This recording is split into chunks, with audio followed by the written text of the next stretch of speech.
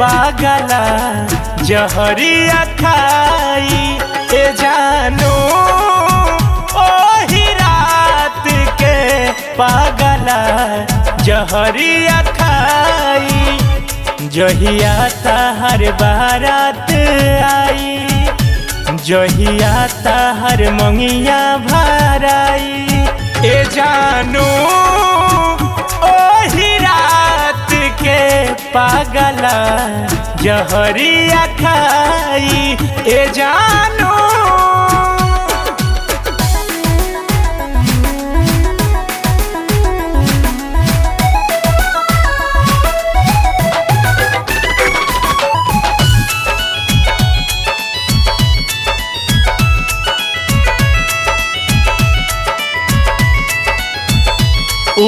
याद कर बतिया कैलू करार जवन बोला मिलल न तहरा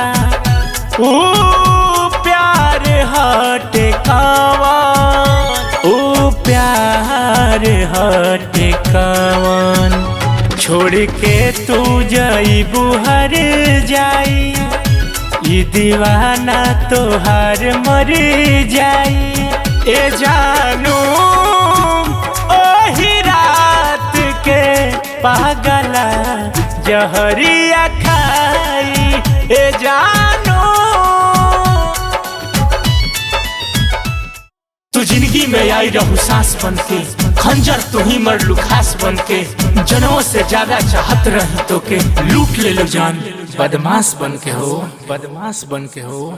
सोचले न रही ऐसा काम हो जाई जियते शरीरिया बेजान हो जाई जकरा के फूल लेखा रखनी जोगा के दूसरा के अंगना के जान हो जाई। क्रिया कसमवा खैलू संगे सांस बनी के रह त तू ही बोल कैसे हम लाश बनी के रह हम लाश बनी के रह।